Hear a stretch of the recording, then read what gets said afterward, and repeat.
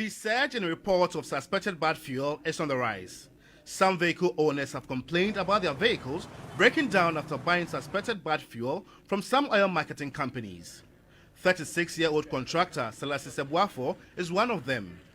Every time I try to do a proper acceleration, it happens. So I took it to my mechanic, and he said my plugs were fried. And the car just come from servicing and done all the things to it, and he was like, the fuel you buy is bad. In a space of 3 months, he has changed his plugs thrice, costing him 7,500 cedis. The latest was Wednesday, November 22, where his mechanic confirmed that his plugs were damaged. Selassie wants the challenge resolved as soon as possible. We are in very hard times. Things are not too easy nowadays. It's very hard to come by, and some people also depend on their cars for their livelihood.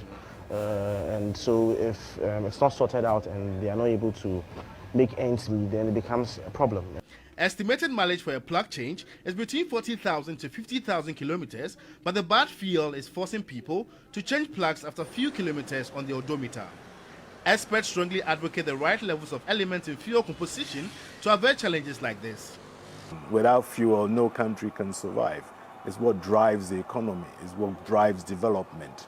So it's very important, and so policies geared in that direction are very, very important. The regulator, the National Petroleum Authority, admits to receiving a number of complaints from consumers.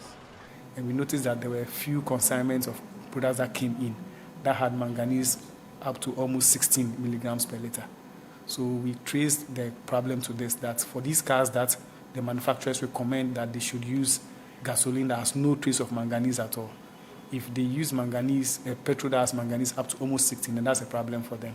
Head of Economic Regulation at the NPA, Abbas Ibrahim Tansunti, blamed the current challenges on high counts of manganese in some of the recent consignments imported. It's not as if every cargo coming in today has that high manganese. It was just a particular batch of product that had that high manganese, which was almost up to the 18. So, but we've already tested, the majority are below maximum 1.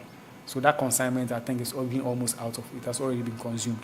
Currently, there are proposals for the amendment of manganese levels in regular petrol from 18 milligrams per liter to 6 milligrams per liter in a bid to conform to trending vehicle standards.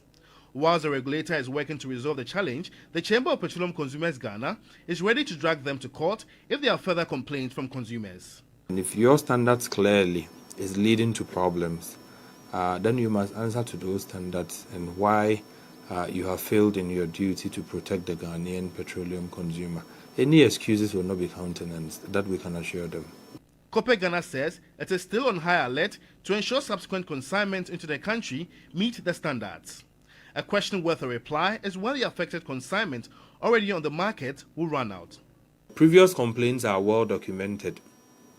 We'll just sum everything up and get enough of evidence, compelling evidence for the lawyers to proceed with the NPA. So they better sit up and ensure that whatever products that are leaving the various depots will not be products that will harm people's engines. Other than that, they will have themselves to blame. A question worth a reply is when the affected consignment already on the market will run out. The regulators may have dropped the ball. In the end, final consumers are having to pay the heavy price. But for how long? Maybe time is now to think filing for compensation. The Chamber of Petroleum Consumers Ghana should be happy to lead, or maybe not. Josh Quidden, TV3 News, Accra.